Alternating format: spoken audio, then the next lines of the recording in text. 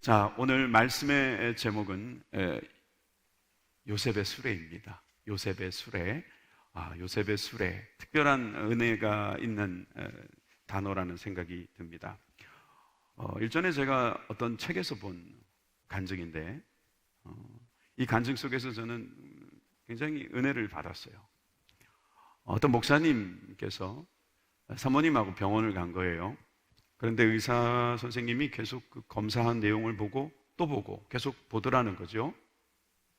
뭐가 있구나 싶었는데 아니나 다를까 심각한 얼굴로 유방암이라고 이야기를 하더랍니다. 그래서 목사님도 놀래고 의사도 그 말을 하면서 되게 어려웠던 모습이 분명히 있었답니다. 그런데 사모님은 너무나 멀쩡하니까 의사 선생님이 그거를 물었답니다. 걱정이 안 되십니까? 그랬더니 그럼 여기서 울겠습니까? 그렇다고 제가 어떻게 살려달라고 말을 하겠습니까? 하나님께서 어떻게 해주시겠죠. 그랬더니 이제 의사 선생님이 목사님 사모님인 줄 알고 이분에게 빠른 수술 일정을 잡았다고 이야기하는 거예요.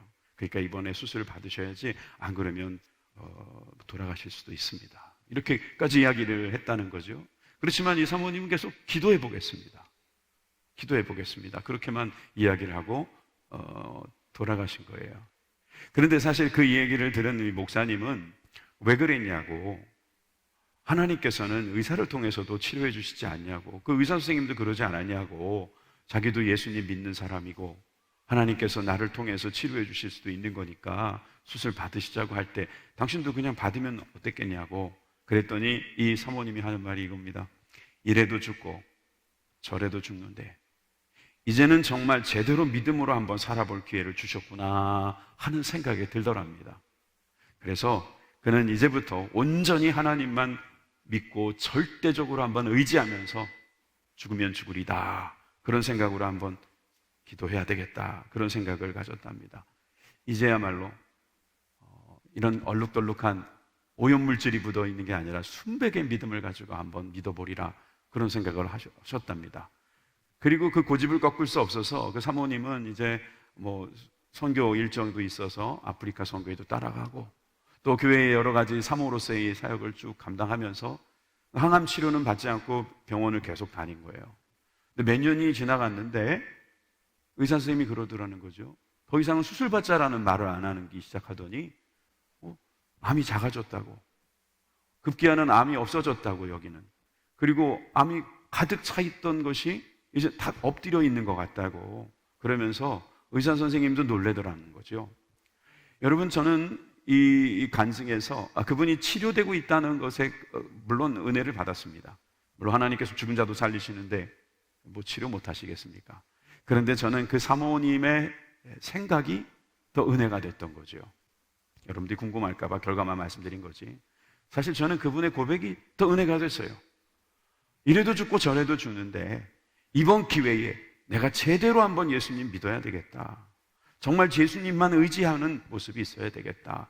여러분, 그렇다고 해서 제가 여러분들에게 무슨 병이 나면 그렇게 기도만 하세요 라는 뜻으로 말씀드린 게 아닙니다. 제 말 뜻을 잘 이해하십시오.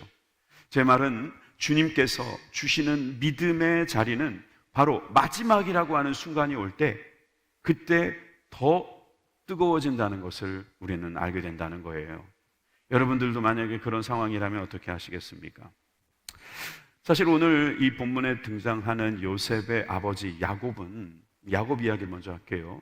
야곱은 참 간사한 사람입니다. 아주 꾀가 많은 사람이죠. 자기 맘대로 살았습니다. 자기가 원하는 대로 잔머리 굴려가면서 살았던 것입니다. 외삼촌까지 속여 먹으면서 살았던 그의 인생, 형을 속인 것은 말할 것도 없고, 그의 인생에서 거듭 반복되는 그 한계와 문제들, 아마 큰 담장처럼 느껴졌을 거예요. 이런 상황에서 이 야곱은 너무 어려웠어요. 너무너무 힘들었어요. 그 어려움 속에서 그의 인생길은 참으로 어렵기 짝이 없었다고 볼 수 있습니다. 여러분, 이 야곱에 대해서 우리가 좀 알 수 있는 구절이 한 구절이 있으니까 한번 볼까요? 창세기 47장입니다. 47장 9절에서 10절 말씀 보시겠습니다. 야곱이 바로에게 고하되 내 나그네 길의 세월이 130년이니이다. 나의 연세가 얼마 못 되니 우리 조상의 나그네 길의 세월에 미치지 못하나 험악한 세월을 보내었나이다 하고 야곱이 바로에게 축복하고 그 앞에서 나오니라. 조금 더 보여주세요. 야곱이 자신 스스로를 나그네의 길이라고 말했습니다. 130년 동안 그가 살면서 그는 나그네 길과 같은 세월을 살았는데 험악한 세월을 살았다고 이야기합니다. 자기 조상들보다 오래 살지도 못했는데도 불구하고 험악한 세월을 보냈다고 그렇게 말했던 그가 바로를 축복하는 그러한 삶으로 지금 변화되고 있는 것을 우리는 볼 수 있습니다. 그는 요셉을 만났습니다.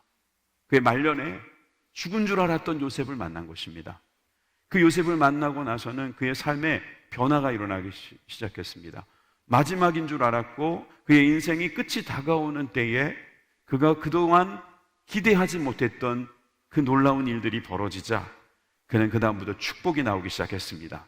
그래서 밤만 되면 아마 축복 기도했을 거예요. 자녀들을 위해서 기도하고 후손들을 위해서 기도하는 그런 기도가 계속되었을 것입니다. 요즘 우리 부모님들도 그럴 거예요. 기도할 때마다 자녀들을 축복하는 기도. 자녀들을 위한 여러분들의 헌신이 분명히 열매를 맺을 것을 믿습니다. 여러분, 야곱과 같은 험악한 인생을 살았다 할지라도 그의 말년에 축복할 수 있는 인생이 된다면 그 인생엔 분명히 어떤 변화가 있었다는 것을 우리는 알 수 있습니다.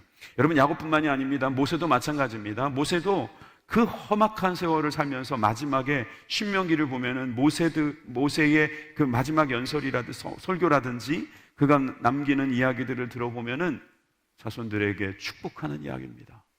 축복하는 거예요. 복을 빌어주면서 그들의 인생에서 하나님께서 주인 되시고 내가 살아올 때 하나님께서 지켜주셨듯이 너희들도 하나님께서 지켜주실 것이다. 그렇게 고백하면서 그는 마지막 순간을 맞이하는 것이죠. 여러분, 요셉의 생애도 마찬가지였을 것입니다. 요셉도 마찬가지로 험악한 세월을 그 아버지처럼 보냈을 거예요. 그런데 그에게 지금 축복하는 말씀을 지금 해주고 있는 겁니다. 야곱의 축복, 그것이 바로 요셉에게 주어지는 축복.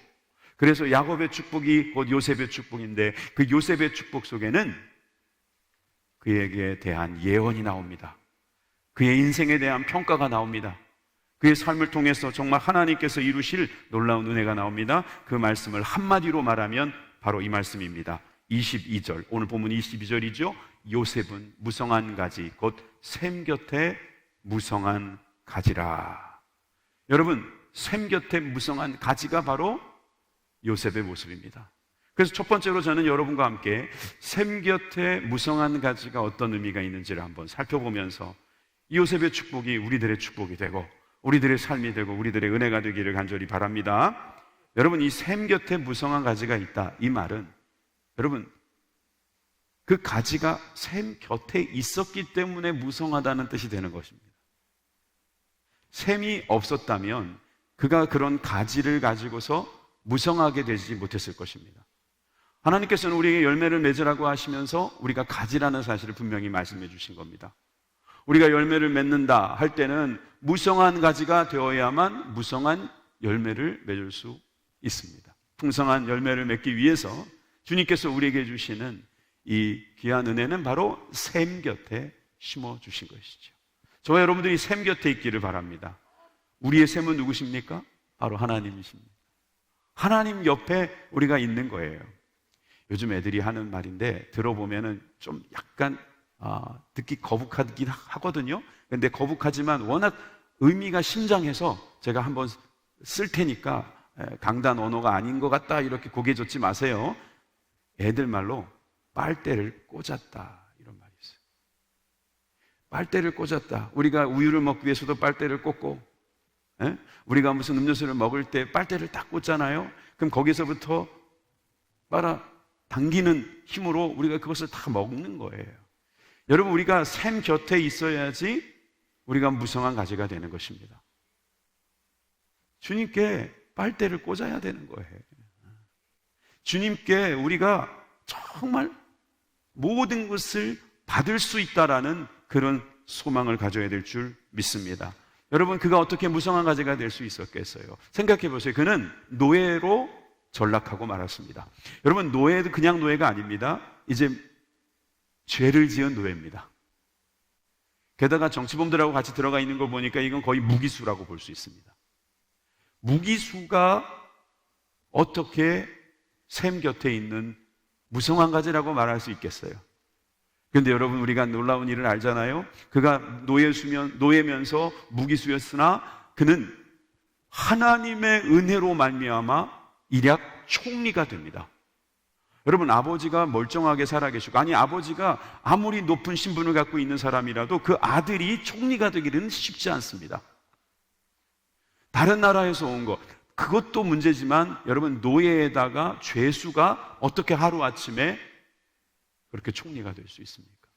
이게 남의 이야기라고 여러분들이 그냥 남의 이야기는 항상 좋더라 이렇게 생각하지 마시고, 이게 내 이야기라는 생각을 하셔야 됩니다. 여러분, 구원받았다는 게 어떤 뜻인 줄 아세요? 수준의 변화가 아니에요. 여러분, 신분의 변화예요. 우리가 죄인이라고 하는 노예 같은, 죄의 노예로 살았던 그런 존재들이었지만 하루아침에 바뀌는 거예요. 우리 신분이 구원받으니까 신분이 바뀌었잖아요. 신분이. 여러분이 신분이 바뀌는 게 어떻게 가능합니까? 왕 때문에 가능한 것입니다. 바로 왕이 바꿔준 거예요. 옆에서 신하들이 아무리 총리로 세우고 싶어도 안 되는 거죠. 그런데 바로 왕이 마음이 바뀌는 거예요. 그래서 왕이 총리로 세우니까 그가 왕이 되었죠. 그가 아주 총리가 되었죠. 그러니까 총리가 되면서 왕이 해야 될 일을 다 하는 거예요. 여러분, 그가 그렇게 샘곁 무성한 가지임을 드러내고 있는 것입니다. 그 인생에 고난이 없었던 것이 아닙니다. 그런데 하나님께서 샘곁 무성한 가지로 만들어 주신 것입니다.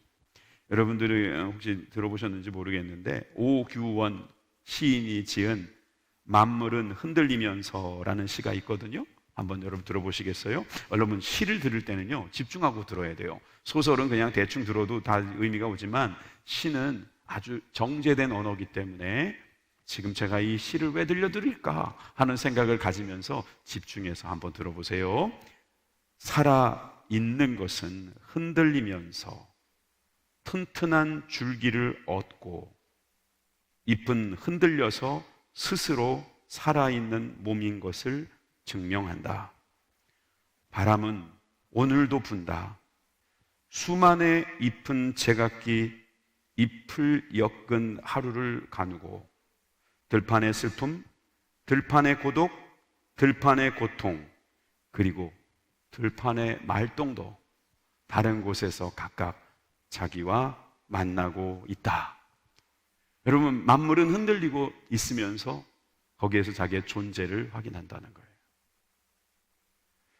나무가 흔들려야지 뿌리에서부터 수분을 꼭대기까지 끌어올린다는 말도 있습니다. 여러분, 우리의 인생이 요셉처럼, 야곱처럼, 모세처럼 흔들릴 때가 많습니다.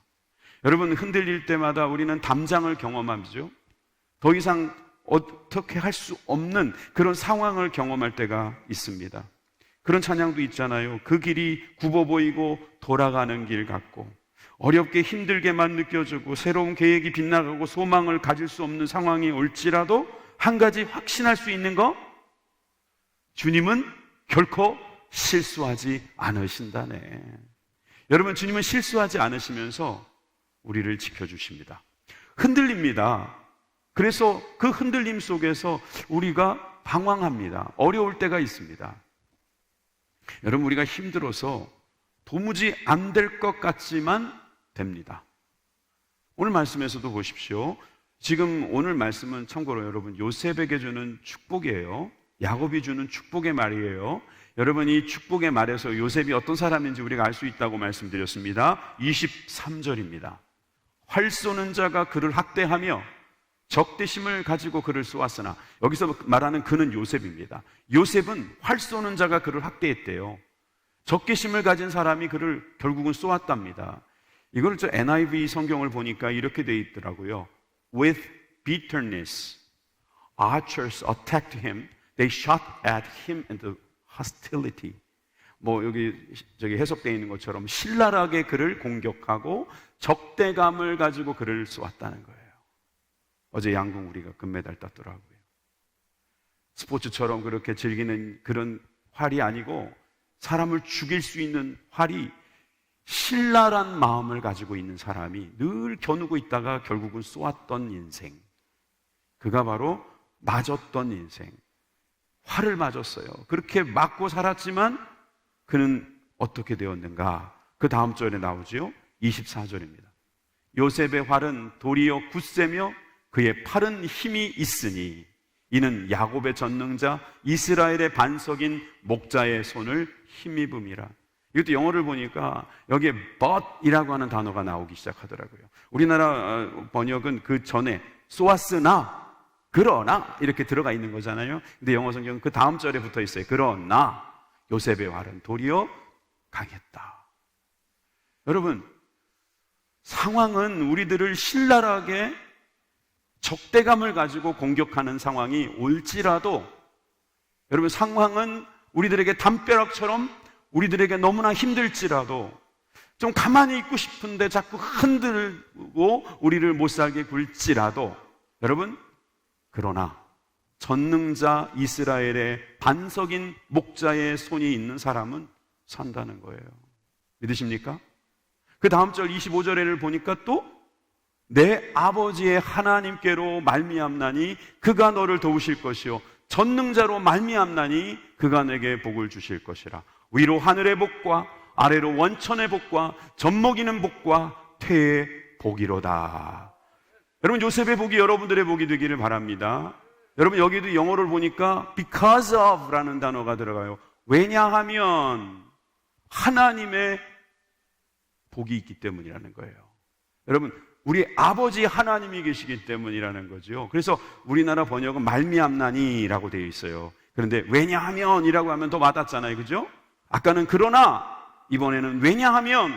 여러분, 그러나 우리에게는 하나님이 계시고, 왜냐하면 우리는 하나님께서 우리를 도우실 것이기 때문에, 왜냐하면 전능자가 계시기 때문에 그분이 우리에게 복을 주시는데 하늘의 복, 영적인 복이에요. 원천의 복, 여러분 육신 이 땅에서 주시는 복이에요. 젖먹이는 복, 여러분 다음 세대를 위한 복입니다. 태의 복, 여러분 우리들에게 주신 생명의 복입니다. 여러분 믿으십니까?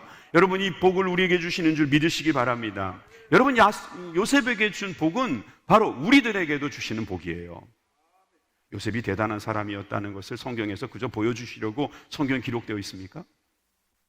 대단한 사람은 요셉 말고도 더 있지 않겠습니까? 뭐 있지 않더라도 그 요셉의 이야기가 그냥 남의 이야기처럼 듣지 마시고 성경의 이야기는 나의 이야기다.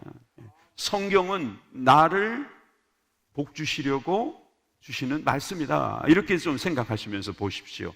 여러분, 우리는 아무리 흔들고 어려워도 흔들리고 힘들어도 여러분 그러나 우리 하나님 계시고, 왜냐하면 우리는 하나님께서 우리를 도우시고 우리에게 복 주심으로 우리는 살 것입니다. 믿으시면 아멘 하십시다. 어떤 사람은 뭐 교회 오면 맨날 복 이야기하고 뭐 기복신아. 그럼 그분한테 묻고 싶어요. 그럼 어디 가서 복을 받으시게요? 그리고 또 말씀드리고 싶어요. 성경에 복 이야기 빼면 뭐가 있어요? 천국이 복이잖아요. 하나님 나라가 복입니다. 예수 믿는 것이 복입니다. 우리의 죄가 사함을 받은 것이 복입니다. 이 땅에 살아가는 날 동안 우리가 하나님으로부터 공급받는 것이 다 복입니다. 그게 복이지 뭐가 복입니까? 한국 교회가 이것부터 고쳐야 합니다. 기복신앙이니 뭐니 하면서 자꾸 복 이야기를 꺼려하는 거, 이게 큰 문제가 돼요. 그러지 마요. 우리는 복받은 사람들입니다. 아멘이십니까? 여러분, 우리는 복받았습니다. 우리 좌우에 계신 분들에게 우린 복받았습니다 이야기하세요. 복받았습니다. 아멘. 나는 복 못 받았습니다 하시는 분 계십니까? 제가 저에게 오시면 1시간 안에 얼마나 많은 복을 받았는지를 알려드릴 수 있어요. 여러분, 복입니다. 복. 하나님께서 이런 복을 주실 때 그럼에도 불구하고 여러분 우리에게 주신다는 거예요. 왜냐하면 주님이니까 주신다는 거죠. 여러분, 이 말씀을 믿고 의지하는 저와 여러분들에게 바랍니다. 여러분, 신명기에 가보면 이 요셉에 대한 복이 또 이야기 나옵니다. 신명기 33장 13절에서 16절까지 같이 읽겠습니다. 시작. 요셉에 대하여는 일렀으되 원컨대 그 땅이 여호와께 복을 받아 하늘의 보물인 이슬과 땅 아래 저장한 물과 태양이 결실케 하는 보물과 태음이 자라게 하는 보물과 옛산의 상품들과 영원한 작은 산의 보물과 땅의 보물과 거기 충만한 것과 가시떨기 나무 가운데서 거하시던 자의 은혜로 인하여 복이 요셉의 머리에 그 형제 중 구별한 자의 정수리에 임할지로다. 여러분 13절 말씀 한번 보세요. 13절의 말씀을 보니까 요셉에 대한 이야기인데 뭐라고 말씀하십니까? 땅 아래 저장한 물이에요. 하늘의 보물인 이슬과 땅 아래 저장된 물. 저는 이 땅 아래 저장된 물이라는 말씀이 너무너무 좋았어요. 여러분, 이렇게 메마른 땅을 걸어가고 있는 우리들에게 땅 아래 저장된 물을 가지고 우리들에게 부어주실 거라는 거예요. 여러분, 주님께서 우리에게 복을 준비하고 계셨다는 사실을 믿으시기 바랍니다. 여러분, 상황은 우리들에게 어렵다고 말할지 모릅니다. 그러나 주님께서는 우리들 가운데 역사하십니다. 그래서 이제 15절, 신명기 33장 15절에도 보니까 가시떨기 나무 가운데서 거하시던 자의 은혜. 누구의 은혜죠? 모세의 은혜잖아요. 모세도 그의 인생 가운데 어려운 시절밖에 없었어요. 잠깐 그가 어렸을 적에는 왕의 궁정에서 살았지만 그는 또 살인자의 누명을 쓰고 죄수로서 도망자의 신세로 그가 살아가다가 가시떨기 나무 같은 인생 같은 삶을 살다가 그의 인생이 불타오르는 것 같은 그런 경험을 하면서 그가 누미노제, 즉 하나님을 경험하는 경험을 통해서 그의 인생이 뒤집어졌잖아요. 여러분, 이 모세가 경험한 그 은혜를 요셉도 받았다 이 말입니다.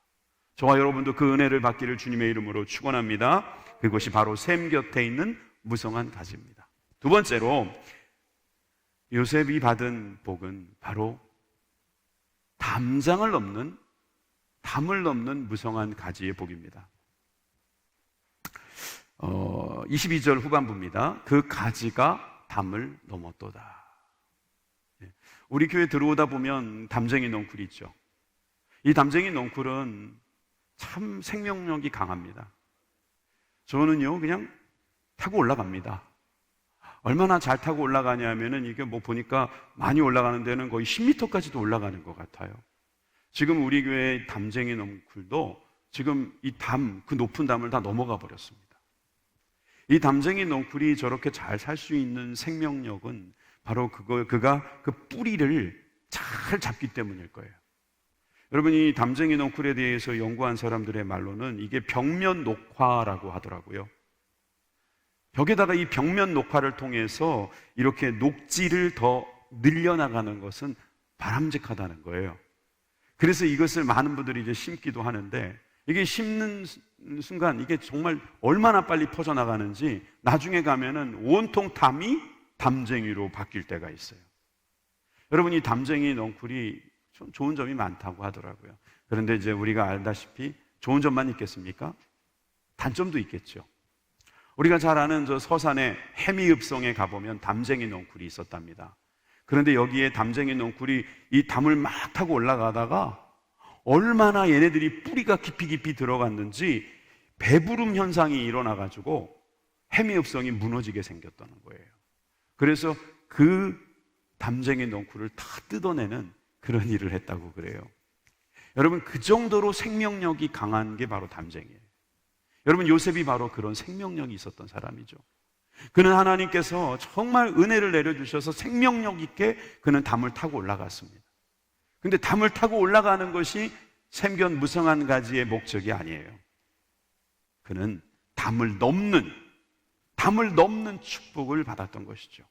그의 인생은 그저 담에 찰싹 달라붙어서 담쟁이처럼 살아가는 인생이었지만 이제는 담을 넘어서 온 천하에 영향을 미치는 그런 놀라운 축복의 사람이 되었던 것을 우리는 알 수 있습니다.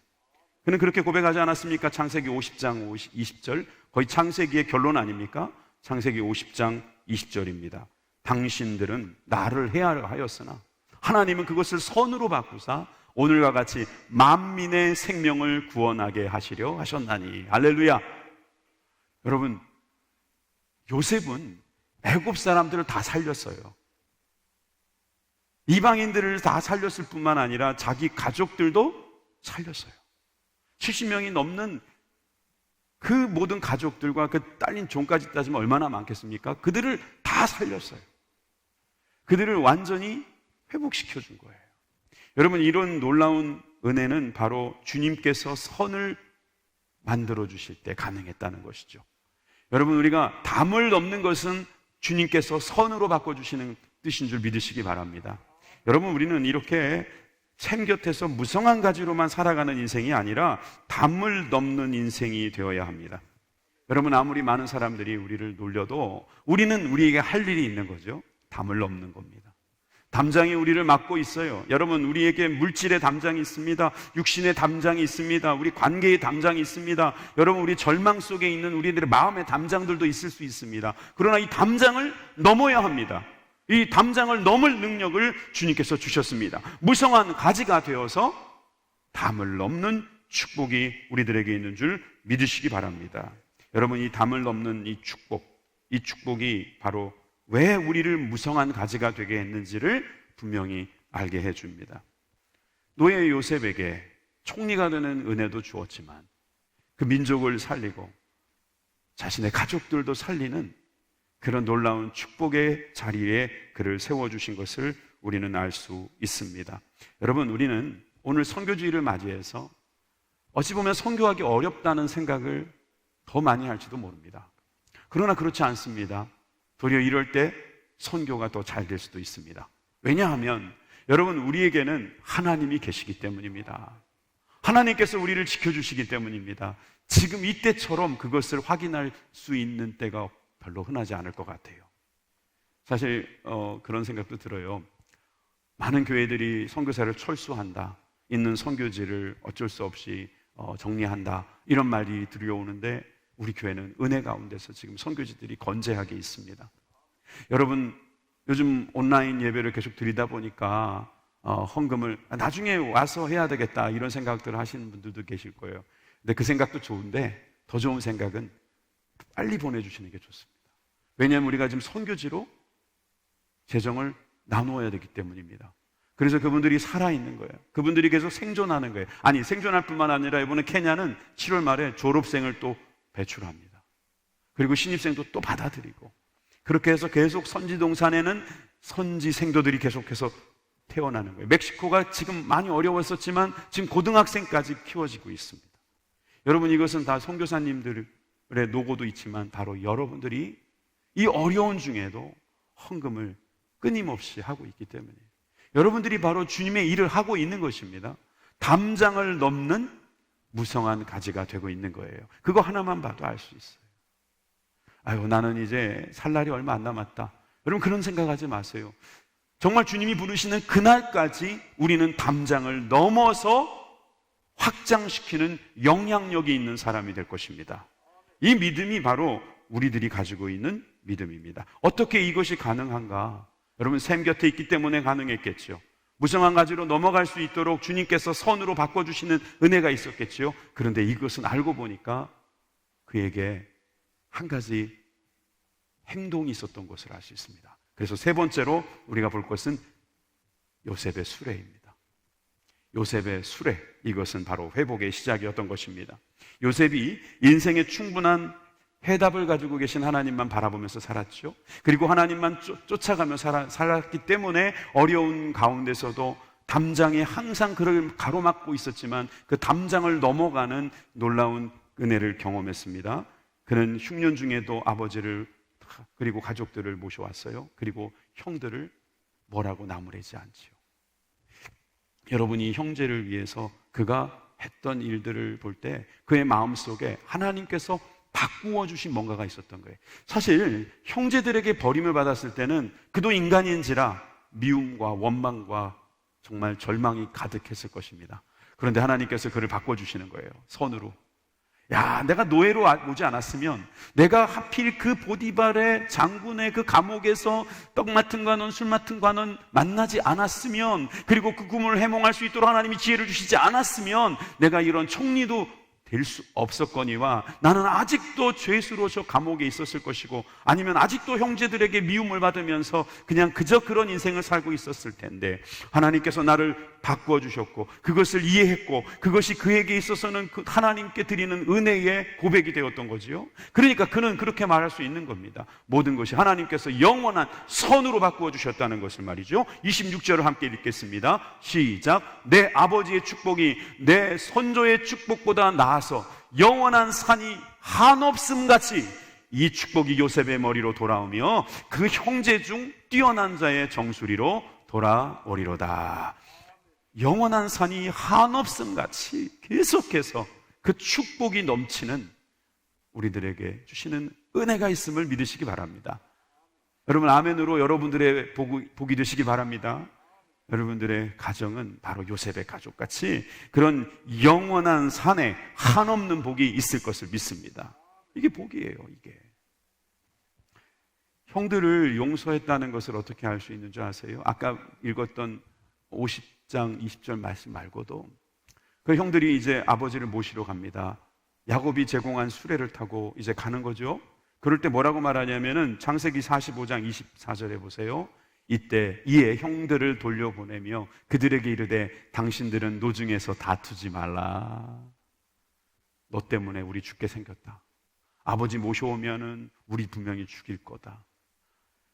다투지 말라는 거예요. 이미 그 말에서 용서했다는 거예요. 우리는 서로 화목하자, 사랑하자. 이제 우리는 하나 되어서 주님을 잘 섬기자. 주님께서 다 예비해 놓은 곳에서 우리가 화평을 누리자. 그가 그런 회복의 사람이 되었던 것을 여러분 믿으시기 바랍니다. 바로가 수레를 보내면서 아버지 모셔오라고 이야기했을 때 요셉의 마음속에 그런 마음이 있었기 때문에 여러분 요셉의 수레는 이런 회복의 수레가 되고 축복의 수레가 될 수 있었던 것입니다. 여러분 28절에 보니까 이스라엘이 가로되 즉 야곱이 가로되 조카도다 내 아들 요셉이 지금까지 살았으니 내가 죽기 전에 가서 그를 보리라. 여러분 28절에 나와 있는 이 말씀 내가 죽기 전에 그를 보리라 말하면서 그는 조카다. 여러분 요셉의 수레를 보기 전까지는 이런 말 못했어요. 야곱은 그냥 죽을 날만 기다리고 있었을 것입니다. 나는 왜 이렇게 팔자가 사납나 그런 생각을 했을 수도 있습니다. 그건 우리들의 생각이고 그는 갑자기 이스라엘이 고백하는 것이 조카다 말하는 거예요. 내게 부족함이 없으리로다. 다윗의 고백처럼 족한 은혜가 있는 것을 그는 고백하게 된 것이죠. 그러면서 내가 죽기 전에 그를 보리라 하면서 그는 소망을 가지고 요셉에게 달려가게 되는 것입니다. 그런데 재미난 장면이 뭔지 아세요? 이게 좀 전에 28절이었잖아요. 근데 27절을 보면 바로 그 전절에 보면은 야곱이라고 나와요. 원래는 야곱이었는데 갑자기 이스라엘로 바뀐 거예요. 여러분 야곱이 이스라엘로 이름이 바뀐 것은 잘 알죠. 야복강에서 천사와 싸우다 이름 바뀐 거 아닙니까? 하나님과 싸웠다 이 말입니다. 그 승리자란 소리예요. 그 말은 여러분 야곱이 갑자기 또 왜 이스라엘로 바뀌었을까요? 왜 하나님께서는 갑자기 야곱이라 부르시다가 또 갑자기 또 이스라엘이라고 부르셨을까요? 회복됐다는 거예요. 회복. 요셉의 수레를 보고 회복됐다는 거예요. 요셉이 하나님의 은혜를 고백하면서 초대하고 함께 초청하고 같이 함께 하자고 부를 때 여러분 그것이 바로 회복의 역사가 일어난 거예요. 여러분 우리가 선교주의를 맞이해서 이 코로나 시국에 선교를 어떻게 합니까? 여러분 할 수 있습니다. 아까처럼 여러분 재정을 흘려보내는 방법도 있어요. 그렇지만 또 여러분 이런 방법도 있습니다. 여러분들이 요셉의 수레가 되는 거예요.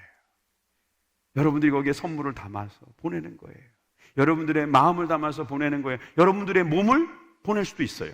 여러분 아무리 정부가 뭐라 그래도 지금은 1대1은 만날 수 있는 거 아닙니까? 1대2도 가능하지 않습니까? 1대3도 가능하지 않으세요? 하다못해 친척은 더 가능하지 않습니까?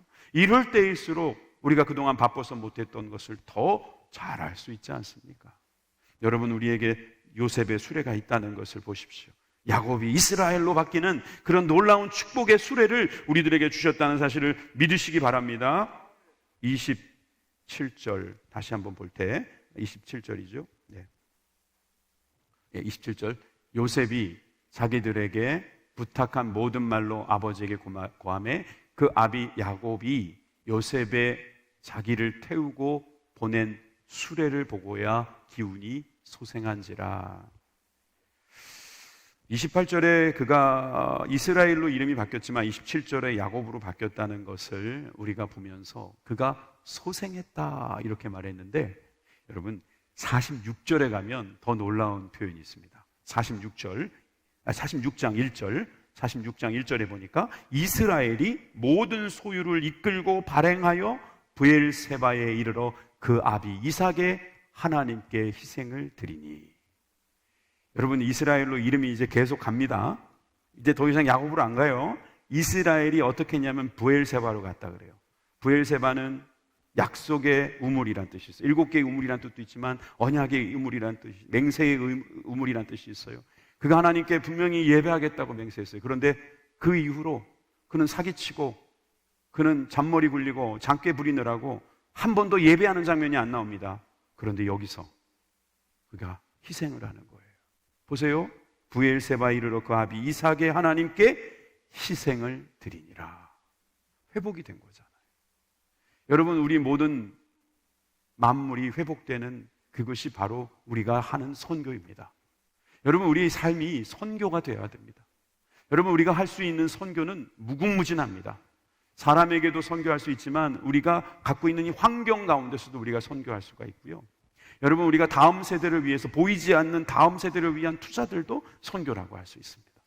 보이지 않는 다른 민족을 위해서 나가는 것뿐만 아니라 아직 태어나지도 않았지만 그 다음 세대를 위해서 우리가 굳건하게 이 자리를 지키고 하나님의 말씀을 전하고 그 일에 힘쓰고 그 일을 위해서 투자하는 수레를 가지고 있다면, 여러분 우리는 이렇게 주님 앞에 희생을 드리는 것입니다. 여러분 이 어려운 중에도 마르지 않는 은혜가 있다는 것은 참으로 놀라운 은혜입니다. 제가 일전에도 말씀드렸지만 우리 성도님들 정말 이렇게 어렵지만 성도 수는 예전같이 2,000명이 넘어가지는 못하는데 그래도 헌금을 잘 드리시는 분들이 계셔가지고, 여러분 우리 재직들도 우리 교직원들도 그대로 있고, 여러분 선교사들도 그대로 계시고 다 좋은 것 같아요. 얼마나 큰 은혜인지 모르겠어요. 창림 목사님께서 여러분 그렇게 아름답고 힘차게 선교했던 그것이 우리 세대에 갑자기 코로나가 와가지고 폭삭 주저앉을 것 같다? 여러분 그런 생각 하지도 마시기 바랍니다. 저도 하지도 않습니다. 아무리 담장이, 코로나라고 하는 담장이 있어도 우리는 요셉의 수레를 통해서 하나님이 주시는 은혜를 전달할 것입니다. 회복의 역사가 일어날 것입니다. 이것이 바로 담장을 넘는 무성한 가지의 축복입니다. 여러분들 인생 가운데 이런 놀라운 은혜가 있기를 주님의 이름으로 축복합니다. 기도하겠습니다.